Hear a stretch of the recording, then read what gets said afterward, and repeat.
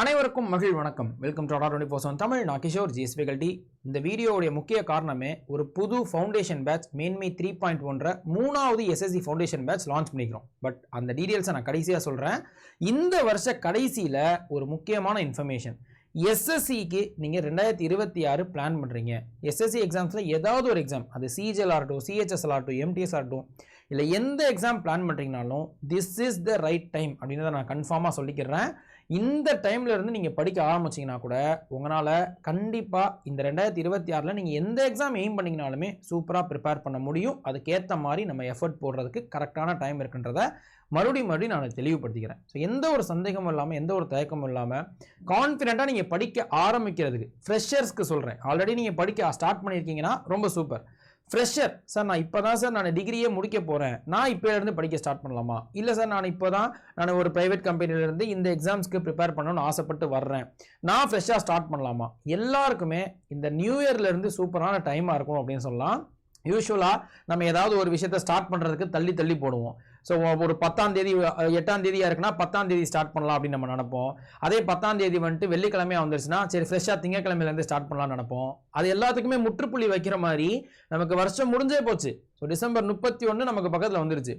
எப்படி பார்த்தாலும், நீங்கள் எந்த கணக்கு பார்த்தாலும் ஒரு புதிய புத்துணர்ச்சி வரும் கண்டிப்பாக நியூ இயர் வந்துச்சுன்னா. ஸோ அந்த நியூ இயர் அன்னையிலேருந்து கூட ஸ்டார்ட் பண்ணுங்களேன். ஜனவரி 1ஆம் தேதியிலேருந்து நான் ஸ்டார்ட் பண்ணுறேன், இந்த ஒரு 3 நாள் நான் ஆசை தீர கொஞ்சம் என்ஜாய் பண்ணிக்கிறேன் சார், அதுக்கப்புறம் டெடிக்கேட்டாக உட்கார போகிறேன் அப்படின்னு நினச்சிங்கன்னா கூட எஸ்எஸ்சி 2026 நீங்கள் படிக்கிறதுக்கு ரொம்ப சூப்பரான டைம் இருக்குது அப்படின்னு நான் சொல்லிக்கிறேன். ரீசன், இன்னும் நமக்கு 2026 எஸ்எஸ்சி ஆனுவல் கேலண்டர் பப்ளிஷ் ஆகல. ஸோ ரயில்வேஸ்லையோ இல்லை டிஎன்பிசிலையோ ஓரளவு அதோடைய டென்டேட்டிவ் டேட்ஸ் கொடுத்துருக்குறாங்க. டிஎன்பிசியில் எக்ஸாக்ட் டேட்ஸே அழகாக கொடுத்துட்டாங்க. எஸ்எஸ்சிலையும் நமக்கு வருஷம் இந்த ஆனுவல் கேலண்டர் கொடுத்துட்டு இருப்பாங்க இல்லையா, அது கொஞ்சம் டிலே ஆகுது. ஸோ சூன் எக்ஸ்பெக்டட் தான். இந்த டிசம்பர் மாதம் இருக்கும்னு எதிர்பார்த்தோம், பட் டிசம்பர் முடிஞ்சிருச்சு. மோஸ்ட்லி ஜனவரி மாதம் வந்துடலான்னு நம்ம வந்துட்டு எதிர்பார்த்துட்டு இருக்கோம். ஸோ அப்படி அந்த ஆனுவல் கேலண்டர் வந்துருச்சுன்னா இன்னும் ஒரு ப்ராப்பர் ஐடியா கிடைக்கும், நம்ம கரெக்டாக பிளான் பண்ணுறதுக்கு ஒரு நல்ல விஷயம் கிடைக்கும்னு சொல்லலாம். ஸோ அது என்னென்ன எக்ஸாம்ஸ் வர வாய்ப்பு இருக்குது, அதுக்கு எப்படி நம்ம படிக்க ஸ்டார்ட் பண்ணுற ஒரு சின்ன ஐடியா சொல்கிறேன். இதே மாதிரியான இன்ஃபர்மேஷன்ஸ்க்கு நம்ம சேனலில் கண்டிப்பாக சப்ஸ்கிரைப் பண்ணிக்கோங்க. யூஸ்ஃபுல்லான வீடியோஸ் அண்ட் இன்ஃபர்மேஷன் வரும். ஸோ இப்போ ஓவரால் எஸ்எஸ்சி எக்ஸாம்ஸ் இந்த ஸ்லைட்ஸ் வச்சு நான் இன்னொரு வீடியோ ஆல்ரெடி போட்டிருந்திருப்பேன், அது லேராக ஸ்டார்ட் பண்ணுங்க. ஏன்னா எஸ்எஸ்சியில் எல்லாருக்குமே ஆப்பர்ச்சுனிட்டிஸ் இருக்குது. சார் நீங்கள் டிகிரி படிச்சிருக்கேன், எனக்கு ஆப்பர்ச்சுனிட்டி இருக்குதா? எனி டிகிரி படிச்சிருக்கவங்க அப்ளை பண்ணுற மாதிரி சில எக்ஸாம்ஸ் இருக்குது. சார் நான் 10th தான் முடிச்சிருக்கேன், அவங்களுக்கும் சூப்பரான ஆப்பர்ச்சுனிட்டிஸ் இருக்குது. சார் நான் 12th முடிச்சிருக்கிறேன், அவங்களுக்கு சூப்பர் ஆப்பர்ச்சுனிட்டிஸ். சார் எனக்கு டைப்பிங், நான் ஸ்டெனோகிராஃபர் போகணும், அவங்களுக்கும் ஆப்பர்ச்சுனிட்டிஸ். எல்லாத்துக்குமே ஆப்பர்ச்சுனிட்டிஸ் எஸ்எஸ்சியில் இருக்குது. அதை தாண்டி சார் நான் யூனிஃபார்ம் சர்வீசஸ்க்கு போகணும், சார் நான் போலீஸ் கேட்டகரிக்கு தான் நான் ட்ரை பண்ணுறேன், இப்போ டிஎன்யூஎஸ்ஆர்பி எஸ்ஐ எக்ஸாம்ஸ்லாம் எழுதினேன், அது கொஞ்சம் சரிப்பட்டு வரல, சென்ட்ரல் எக்ஸாம்ஸில் நான் எஸ்ஐ ஆக முடியுமா? அதுக்கும் நீங்கள் வாய்ப்பு இருக்குது. ஸோ எஸ்எஸ்சி வந்துட்டு சூப்பர் ஆப்பர்ச்சுனிட்டி. சென்ட்ரல் கவர்மெண்ட்னாலே உண்மையாக சொல்லணும்னா ஒரு படி பெர்க்ஸ் அண்ட் பெனிஃபிட்ஸ் வந்துட்டு அதிகம் தான் ஸ்டேட் கவர்மெண்ட் ஜாப்ஸை விட. என்ன, நமக்கு லொக்கேஷன் மேபி வேறு இடத்துல இருக்கலாம், அதுக்கு எல்லா ஜாபுமே மொத்த இந்தியாவிலேன்றதை தாண்டி நிறைய ஜாப்ஸ் வந்துட்டு தமிழ்நாட்டிலேயே போஸ்டிங் கிடைக்கக்கூடிய சூப்பர் ஜாப்ஸ் இருக்குது. ஸோ அப்படி அந்த ஜாப்ஸோடைய அந்த டீடைல்ஸ், அதுக்கேற்ற மாதிரி ப்ரிப்பரேஷனை ஸ்டார்ட் பண்ண வேண்டியதை நான் சொல்லிக்கிறேன். So most important CGL exam, combined graduate level exam. So நமக்கு பேச்சுலர்ஸ் டிகிரி, எனி டிகிரி படிச்சிருந்தா நீங்கள் வந்துட்டு அப்ளை பண்ணலாம். ஸோ இந்த எக்ஸாமுக்கு நீங்கள் படிக்கணும்னு ஆசைப்படுறீங்கன்னா வேறு ஆப்ஷனே இல்லை, ஜனவரி 1ஆம் தேதியிலேருந்து நீங்கள் ஸ்டார்ட் பண்ணியே ஆகணும். ஏன்னா இருக்கிறதுலே கொஞ்சம் ஹெவி சிலபஸும் நமக்கு கொஞ்சம் டிஃபிகல்ட்டி லெவல் அதிகமாக கொஸ்டின்ஸ் கேட்கக்கூடிய ஒரு எக்ஸாம்னா அது இந்த டிகிரி லெவலில் இருக்கக்கூடிய சிஜிஎல் எக்ஸாம் தான். ஏன்னா இதுக்கு அடுத்தடுத்து இருக்கக்கூடிய இப்போ சிஹெச்எஸ்ஓ எம்டிஎஸ்ஓ இது எல்லாமே நமக்கு காமன் எக்ஸாம்ஸ் தான். ஸோ இப்போ எல்லாருமே அட்டன் பண்ண முடியும். டிகிரி முடிச்சிருந்தாலே போதும், பிஏ, பிஎஸ்சியோ, பிஇஓ, எனி டிகிரி முடிச்சிருந்தா சிஜிஎல் அட்டன் பண்ண முடியும், ஒரு சில போஸ்டிங்கை தவிர. அதே சிஹெச்எஸ்எல் பார்த்தீங்கன்னா 12th டிப்ளமோவும் முடிச்சிருந்தீங்கன்னா எல்லாருமே, 12th முடிச்சிருந்தாலும் டிப்ளமோ முடிச்சிருக்கவங்க எல்லாருமே அட்டன் பண்ண முடியும். அப்போ சிஜிஎல் அட்டன் பண்ணுறவங்க எல்லாருமே கிட்டத்தட்ட 100% இந்த சிஹெச்எஸ்எல் எழுதுறதுக்கு எலிஜிபிள் தான், ஆட்டோமேட்டிக்காக எலிஜிபிளாக தான் இருப்போம். ஏன்னா 12th டிப்ளமோ முடிச்சிட்டு தான் நம்ம டிகிரி வந்துட்டு முடிச்சிருப்போம். ஸோ அப்போ அவங்க இதையும் ட்ரை பண்ண முடியும். ஸோ இப்போ சிஹெச்எஸ்எல் 12th லெவல் தான், டிஃபிகல்ட்டி லெவல் கொஞ்சம் அடுத்ததாக இருக்கும்னு சொல்லலாம். அதை விட அடுத்த லெவல் தான் நமக்கு MTS, multi tasking staff.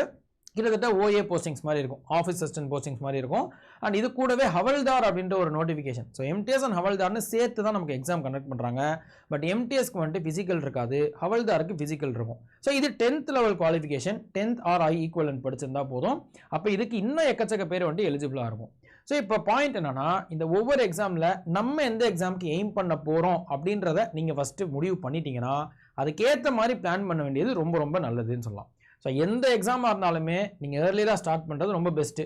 Sir இப்போ இது எல்லாருக்குமே ஒரு ஃபீலிங் வரும். நோட்டிஃபிகேஷன் வந்த உடனே எக்ஸாம் பக்கத்தில் வரும்போது சார் ஒரு மாதம் முன்னாடி படிக்க ஸ்டார்ட் பண்ணியிருந்தா இன்னும் நல்லா கான்ஃபிடென்ட்டாக இருக்குமே, சார் ஒரு 10 நாள் 15 நாள் கிடச்சிச்சுன்னா இன்னும் கொஞ்சம் நல்லா இருக்குமே அப்படின்னு எல்லாருக்குமே ஃபீல் ஆகும். அது எவ்வளோ முன்னாடி ஸ்டார்ட் பண்ணாலுன்ற மாதிரி தான் உண்மை சொல்லணும்னா பக்கத்தில் வரும்போது.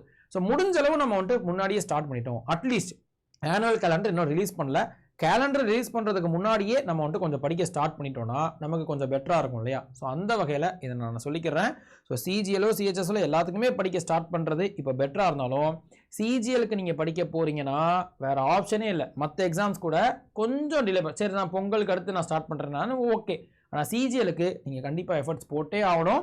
அதுக்கு முடிஞ்ச அளவு இப்பயே ஸ்டார்ட் பண்ணிடுங்க. ஸோ அப்போ காமன் எக்ஸாம்ஸில் அந்த 3 வருமா, ஆனால் அதே எஸ்எஸ்சியில் கொஞ்சம் ஸ்பெசிஃபைடு எக்ஸாம்ஸ். ஸோ இந்த டிகிரி படிச்சிருந்தாதான், இந்த குவாலிஃபிகேஷன் இருந்தால் தான் அட்டன் பண்ண முடியுன்ற மாதிரி ஜேஇக்கான நோட்டிஃபிகேஷன் வரும். ஸோ எஸ்எஸ்சியில் junior engineering, so civil mechanical எலக்ட்ரிக்கல்னு நீங்கள் டிப்ளமாவோ டிகிரியோ இன்ஜினியரிங்கில் படிச்சிருக்கணும். ஸோ பேரே ஜூனியர் இன்ஜினியர் தான்.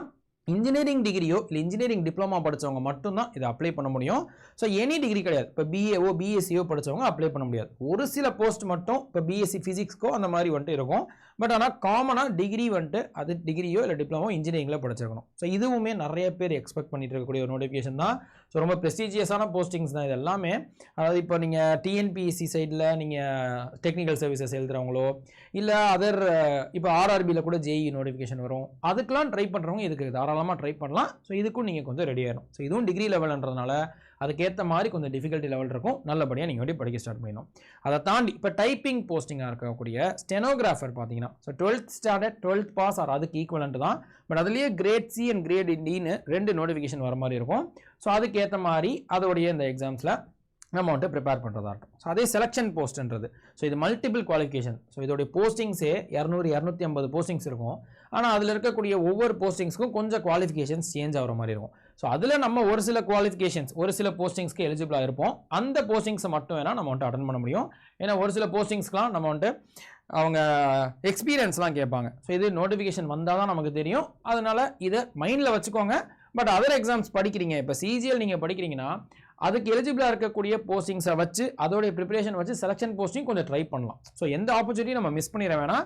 எஸ்எஸ்சியில் இது ஒரு விஷயம் இருக்குன்னு சொல்லலாம். அதை தாண்டி இப்போ யூனிஃபார்ம் சர்வீசஸ். ஸோ நான் காக்கி சட்டை தான் சார் எனக்கு வந்துட்டு ஆசை, நான் காக்கி சட்டை போட்டு தான் நான் வேலைக்கு போவேன், அதுதான் என்னுடைய ட்ரீமாக இருக்குது அப்படின்னு ஆசைப்படுறவங்களுக்கு கூட இப்போ தமிழ்நாட்டில் டிஎன்பிஎஸ்சி டிஎன்யூஎஸ்ஆர்பி அப்படின்ற போர்டு வந்துட்டு TNUSRB SI and PC fingerprint இந்த மாதிரியான எக்ஸாம்ஸ்லாம் வைக்கிறாங்க அப்படின்னா அதே மாதிரி எஸ்எஸ்சியில் யூனிஃபார்ம் சர்வீசஸில் GD constable, so general duty constable ஆகட்டும், sub inspector, so CPO central police ஆர்கனைசேஷனுடைய சப் இன்ஸ்பெக்டர் போஸ்ட்டாக இருக்கட்டும். ஸோ இந்த ரெண்டுமே நமக்கு யூனிஃபார்ம் சர்வீசஸில் வரும். இல்லை ஜிடி கான்ஸ்டபிளோடைய நோட்டிஃபிகேஷன் இப்போ தான் வந்துச்சு, இன்னும் அப்ளிகேஷன் ஓப்பனில் தான் இருக்குது. இந்த வருஷத்துடைய கடைசி நாள், மாதத்துடைய கடைசி நாள் டிசம்பர் 31 நமக்கு முடியுதுன்னு சொல்லலாம். ஸோ மெட்ரிகுலேஷன் 10th ஸ்டாண்டர்ட் தான். So 10th pass or equivalent இருக்கிறவங்க நீங்கள் வந்துட்டு அப்ளை பண்ணலாம். ஸோ செக் பண்ணி பாருங்கள். ஆனால் அதே வந்துட்டு sub inspector CPO Delhi police SI பார்த்தீங்கன்னா நீங்கள் டிகிரி லெவலில் இருக்கும். ஸோ கிராஜுவேஷன் டிகிரி லெவல் முடிக்கணும். ஆனால் ரெண்டுமே நமக்கு நல்ல ஒரு யூனிஃபார்ம் சர்வீசஸ் தான்.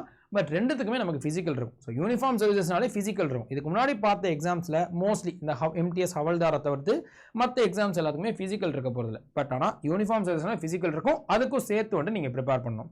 ஆனால் இது இன்னும் நிறைய பேருக்கு தெரியாத ஒரு விஷயம். ஆல்ரெடி நான் சொல்லியிருந்திருப்பேன், இங்கேயும் உங்களுக்கு சொல்கிறேன்.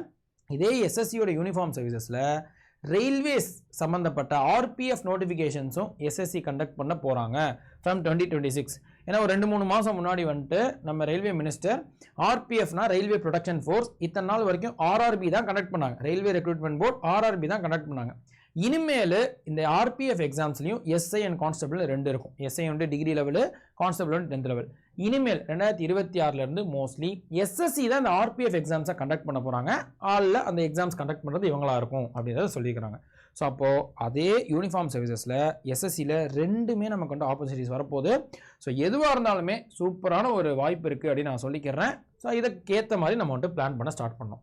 சரி, எந்த எக்ஸாம்ஸ் வந்தாலும் சரி அதில் நான் எந்த சப்ஜெக்ட்ஸ் நான் நல்லா படித்து வச்சுக்கணும்.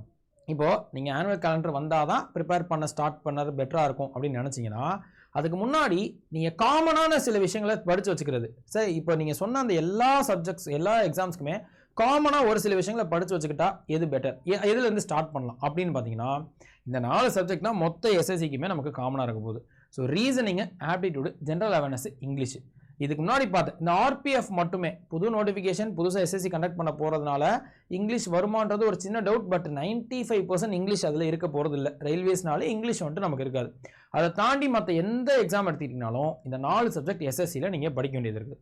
ஸோ அப்போ நீங்கள் எப்படி ஸ்டார்ட் பண்ணலாம்? நீங்கள் ஃபவுண்டேஷன் ஸ்ட்ராங்காகவும் ஸோ நீங்கள் பெட்டராக ஒரு ஆப்ஷன் என்னவாக இருக்கும் அப்படின்னா காமனாக இருக்கக்கூடிய டாபிக்ஸில் இப்போ ரீசனிங்கில் நான் வந்துட்டு இப்போ ஒரு சில டாபிக்ஸ் இருக்குது. பசில்ஸ்ன்றத ஒரு டாப்பிக்காக இருக்குன்னா அதை எப்படி நம்ம வந்துட்டு சால்வ் பண்ணுறதா இருக்கட்டும், டைம் அது சம்மந்தப்பட்ட சில டாபிக்ஸ் இருக்கட்டும், ஸோ இதை வந்துட்டு அரேஞ்சிங்காக இருக்கட்டும், இந்த மாதிரி ஒரு சில டாபிக்ஸை மட்டும் நீங்கள் எல்லா எக்ஸாம்ஸ்க்குமே யூஸ்ஃபுல்லாக இருக்க மாதிரி தான் இருக்கும். அதை நம்ம நல்லா படிச்சுக்கணும். ஸோ இப்போ மேத்தமெட்டிக்ஸ் அதை ஆப்டிடியூடு பார்த்தீங்க அப்படின்னா அது சிலபஸ் கொஞ்சம் மாறுற மாதிரி இருக்கும். ஸோ சிஜிஎல்க்கும் சிஹெச்எஸ்எல்க்கோ எம்டிஎஸ்க்கோ கொஞ்சம் சிலபஸ் மாறும். அட்வான்ஸ் மேக்ஸ் ஒரு இடத்துல வரும், ஒரு இடத்துல வராது. அதை நீங்கள் இப்போ விட்டுலாம். ஆனுவல் கேலண்டர் வர்றதுக்கு முன்னாடி நீங்கள் அந்த தனியாக நீங்கள் எந்த எக்ஸாமுக்கு படிக்கிறீங்களோ அதில் இருக்கக்கூடியதை கூட நீங்கள் விட்டுட்டு காமனாக இருக்கக்கூடியது இப்போ இங்கிலீஷ்லாம் பார்த்தீங்கன்னா கிராமர் எல்லாத்துக்குமே ரொம்ப முக்கியம். ஸோ அப்போ எல்லாத்துக்குமே கிராமர் படிக்கணும். ஜென்ரல் அவேர்னஸில் நீங்கள் ஸ்டாட்டிக் பார்ட் ஸோ ஹிஸ்ட்ரியோ ஜாகிரஃபியோ ஃபவுண்டேஷன் ஸ்ட்ராங் பண்ணிக்கிற மாதிரி ஸோ டைனாஸ்டிஸோ இல்லை இந்த மாதிரி ஒவ்வொரு டாபிக் ஏற்ற மாதிரி ஸோ ஏன்ஷியன் ஹிஸ்ட்ரி மிடிவல் ஹிஸ்ட்ரின்னு அந்த டாபிக் வைஸ் ஒரு ஜென்ரல் ஐடியாவை கொண்டு வந்துட்டிங்கன்னா கூட உங்களுக்கு ஆனுவல் கேலண்டர் வந்ததுக்கப்புறம் எல்லாமே ஈஸியாக வந்துட்டு மாற ஆரம்பிக்கும். ஸோ நல்லபடியாக படிச்சுக்கலாம். ஸோ அப்போ இந்த 4 சப்ஜெக்ட்ஸ் நீங்கள் இதுக்கு முன்னாடி பார்த்த எந்த எக்ஸாம்ஸ்க்கு ப்ரிப்பேர் பண்ணுறதாலும் 4 சப்ஜெக்ட்ஸை சூப்பராக வந்துட்டு கொஞ்சம் கொஞ்சமாக ப்ரிப்பேர் பண்ண ஸ்டார்ட் பண்ணிடுங்க. ஸோ நல்ல டைம் வந்திருக்குதுன்னு சொல்லலாம். ஸோ ஃப்ரெஷ்ஷாக ஸ்டார்ட் பண்ணனாலுமே இந்த ஜனவரி 1ஆம் தேதியிலேருந்து சூப்பராக படிக்க ஸ்டார்ட் பண்ணிடுங்க. ஸோ நான் ஃபஸ்ட்டே சொன்ன மாதிரி இந்த ப்ரிப்பரேஷனுக்கு உங்களுக்கு ஹெல்ப் பண்ணுறதுக்காக ஸோ 2026 எஸ்எஸ்சியில் இந்த எந்த எக்ஸாம்ஸ் நீங்கள் ப்ரிப்பேர் பண்ணாலும் இப்போ டெக்னிக்கல் சர்வீசஸ் இருக்குங்க இல்லையா ஜேஇ அதில் வந்துட்டு டெக்னிக்கல் சப்ஜெக்ட்ஸ் வரும். ஸோ அதெல்லாம் தவிர்த்து காமனாக நீங்கள் ஃபவுண்டேஷன் ஸ்ட்ராங் பண்ணிக்கணும். சிஜிஎல்ஓ சிஹெச்எஸ்எல் எம்டிஎஸ் இந்த மாதிரி எந்த எக்ஸாம்ஸாக இருந்தாலும் அதில் நான் காமனாக எல்லாத்தையுமே ஸ்ட்ராங் பண்ணிக்கணும்னு நினச்சிங்கன்னா இந்த ஃபவுண்டேஷன் பேட்சஸ் உங்களுக்கு ஹெல்ப்ஃபுல்லாக இருக்கும். ஸோ இப்போ நம்ம 3rd ஃபவுண்டேஷன் பேட்ச் லான்ச் பண்ணிக்கிறோம். ஆல்ரெடி ஃபவுண்டேஷன் பேட்ச் மேன்மே அப்படின்ற பேரில் 1, 2 லான்ச் பண்ணி சக்ஸஸ்ஃபுல்லாக போயிட்டு இருக்குது. 1 கிட்டத்தட்ட முடிய போகுது. அப்போ அதுலேயே நம்ம பசங்க இன்னும் நிறைய பேர் முன்னாடி படிக்க ஸ்டார்ட் பண்ணிட்டாங்க. ஸோ இப்போ இந்த பேட்சில் ஜாயின் பண்ண முன்னாடி ஸோ அப்போ இன்னுமே நம்ம காலம் தாழ்த்த வேணான்றதை சொல்லிக்கிறேன். புது பேட்ச் நமக்கு ஜனவரி 24 நம்ம லான்ச் ஸ்டார்ட் பண்ண போகிறோம். ஸோ இப்போ கூட உங்களுக்கு ஒன்றும் பிரச்சனை இல்லை. நீங்கள் கொஞ்சம் கொஞ்சமாக அந்த பேட்ச் அந்த ப்ரீவியஸ் இயர் கொஷின்ஸாக இருக்கட்டும், இதுக்கு முன்னாடி எப்படி கொஷின்ஸ் கேட்டிருக்காங்கன்றதை பார்க்கறதுக்கு ஹெல்ப்ஃபுல்லாக இருக்கும். இதை தாண்டி அதர் டீட்டெயில்ஸாக இருக்கட்டும் அதெல்லாம் கொஞ்சம் கொஞ்சமாக பார்த்துட்டு கிளாஸஸ் வந்து பார்க்க ஸ்டார்ட் பண்ணிங்கன்னா ரொம்பவே யூஸ்ஃபுல்லாக இருக்கும். ஸோ அந்த மீன் டைம் நமக்கு ஆனுவல் கேலண்டர் வந்துடும் நினைக்கிறேன். ஸோ ஆனுவல் கேலண்டர் வந்த உடனே நம்ம கிளாஸஸ் சூப்பராக வந்து படிக்க ஸ்டார்ட் பண்ணிடலாம். இதை நான் சொல்லிக்கிறேன். ஆனால் என்னோட ஒரு சின்ன சஜஷன், நீங்கள் இப்போ இந்த நியூ இயர் டைமில் இந்த வீடியோ பார்க்குறீங்க, ஜாயின் பண்ண போகிறீங்க. ஸோ எஸ்எஸ்சி தான் என்னோட எய்மு. எஸ்எஸ்சியில் எல்லா எக்ஸாம்ஸ்லையும் இப்போ நான் சிஜிஎல் சிஹெச்எஸ்எல் ரெண்டுமே அட்டன் பண்ணணும்னு ட்ரை பண்ணுறேன். இல்லை யூனிஃபார்ம் சர்வீசஸில் சிபிஓவும் நான் கொஞ்சம் சிஜிஎல்லும் அட்டன் பண்ணணும்னு ட்ரை பண்ணுறேன். இந்த மாதிரி எஸ்எஸ்சியில் எந்த எக்ஸாம்ஸ் நீங்கள் ட்ரை பண்ணுறதுனாலும் எஸ்எஸ்சி மட்டும் அப்படின்னா நீங்கள் இந்த எஸ்எஸ்சி மேன்மை 3.1 ஃபவுண்டேஷன் பேட்சில் அதை நீங்கள் லான்ச் பண்ணலாம், அதில் ஜாயின் பண்ணிக்கலாம். இல்லை சார் நான் மல்டிபிள் எக்ஸாம்ஸ் படிக்கிறேன், இப்போ எஸ்எஸ்சியை தாண்டி நான் இப்போ பேங்கிங் எக்ஸாம்ஸும் கொஞ்சம் அட்டன் பண்ணலான்னு ட்ரை பண்ண போகிறேன். இல்லைனா நான் இப்போ டிஎன்பிசி கூட ஆனுவல் பிளானர் வந்திருக்குது, அதுக்கு வந்து எக்ஸாம் ஒரு ஜூன் மாதமோ செப்டம்பர் மாதம் தான் இந்த குரூப் 1 குரூப் 2 வருது. ஸோ அப்போ அதுக்கும் நான் படிக்கணும்னு ஆசைப்பட்றேன். இந்த மாதிரி மல்டிபிள் எக்ஸாம்ஸ் படிக்கணும்னு ஆசைப்பட்டீங்கன்னா இந்த நியூ இயர் டைம் பீரியடில் நமக்கு 2 வருஷத்துக்கு ஆஃபர், 2 வருஷம் வேலிடிட்டியோட இந்த தமிழ்நாடு மெகா பேக் வந்துட்டு வந்திருக்கும். ஸோ செக் பண்ணி பாருங்கள். இந்த தமிழ்நாடு மெகா பேக்கில் எல்லா கோர்ஸஸையும் நீங்கள் ஆக்சஸ் பண்ண முடியும். ஸோ இந்த கோர்ஸை நீங்கள் வந்துட்டு டபுள் வேலிடிட்டியில் ஜாயின் பண்ணிக்கிட்டிங்கன்னா 2 வருஷத்துக்கு புதுசாக ஏதாவது பேட்ச் நம்ம லான்ச் பண்ணோன்னா அதையும் ஆட் பண்ணிடுவாங்க. ஸோ இப்போ எஸ்எஸ்சிலே ஜேஇக்கு படிச்சிங்கன்னா கூட ஜேஇக்கு தனியாக பேட்ச் லான்ச் பண்ணுறாங்களோ அதையும் ஆட் பண்ணிடுவாங்க. இப்போ ஆர்ஆர்பியோட பேட்சஸ் இது மாதிரி எல்லா பேட்சஸையுமே லைவ் கிளாஸஸ்லேருந்து டெஸ்ட் சீரிஸ்லேருந்து ஆக்சஸ் பண்ண முடியும். ஸோ செக் பண்ணி பாருங்கள். மல்டிபிள் எக்ஸாம்ஸ் படிக்கணும் யூஸ்ஃபுல்லாக இருக்கும். இந்த நியூ இயர் ஆஃபரில் இதை ஜாயின் பண்ணிக்கிங்கன்னா உங்களுக்கு மேக்ஸிமம் பெனிஃபிட்ஸ். ஸோ டபுள் வேலிடிட்டியை தாண்டி 27% இருக்கும். அதை தாண்டி 10,000 MCQs இருக்கக்கூடிய ஒரு PDF வந்துட்டு யார் யாரெல்லாம் இந்த டைமில் ஜாயின் பண்ணுறாங்களோ அவங்களுக்கு அட்டாச் பண்ணுறாங்க. ஸோ இது எல்லாமே நீங்கள் பெனிஃபிட்டோட ஜாயின் பண்ணிக்கணும்னா Y890 இந்த கோடை யூஸ் பண்ணிக்கும்போது எல்லா பெனிஃபிட்ஸும் கிடைக்கும். 27% ஆஃபரோட ஜாயின் பண்ணிக்கலாம். ஸோ இப்போ இந்த மெயின்ற ஃபவுண்டேஷன் பேட்ச் வந்து 2800 கிட்ட நீங்கள் ஜாயின் பண்ணிக்கலாம் இந்த கோடை யூஸ் பண்ணும்போது, அதர் பெனிஃபிட்ஸ் எல்லாம் சேர்த்து. அதை தாண்டி இப்போ இந்த தமிழ்நாடு மெகா பேக் பார்த்தீங்கன்னா 5,000 rupees கிட்ட நீங்கள் ஜாயின் பண்ணிக்கலாம். ஸோ அப்போ 2 வருஷத்துக்கு 5,000 ரூபா அப்படின்றத கொடுத்துட்டிங்கன்னா உங்களால் எல்லா கோர்ஸஸுமே ஆக்சஸ் பண்ண முடியும். ஸோ செக் பண்ணி பாருங்கள், யூஸ்ஃபுல்லாக இருக்கும். ஆப் மூலியமாக ஜாயின் பண்ணிக்கலாம். இல்லை கீழே டிஸ்கிரிப்ஷனில் வந்துட்டு எல்லா பேட்சஸோடைய லிங்க்கும் இருக்கும், அதையும் கிளிக் பண்ணி ஜாயின் பண்ணிக்கோங்க. ஸோ இதான் இன்ஃபர்மேஷன். ஸோ கண்டிப்பாக யூஸ்ஃபுல்லாக இருக்கும்னு நம்புகிறேன். ஸோ மறுபடியும் கடைசியாக சொல்ல வேண்டிய விஷயம், நீங்கள் அடுத்த வருஷம் 2026 எஸ்எஸ்சிக்கு எந்த எக்ஸாம் நீங்கள் யோசித்தாலுமே இந்த ஜனவரி 1 கண்ணை மூடிட்டு உட்காந்து படிக்க ஆரம்பிச்சிருங்க. ஸோ அப்போ அதுவே கொஞ்சம் கொண்டு போக ஆரம்பிச்சிடும். ஸோ அப்படி நீங்கள் உட்கார ஆரம்பிச்சிட்டிங்கனாலே அடுத்தடுத்து என்ன பண்ணலான்ற ஒரு ஐடியா வந்துடும். ஸோ நான் சொல்லிக்கிறேன். ஸோ நெக்ஸ்ட் வீடியோவில் வேறு ஒரு இன்ஃபர்மேஷனில் பார்ப்போம். அண்டில் தென் நன்றி, வணக்கம்ப்பா.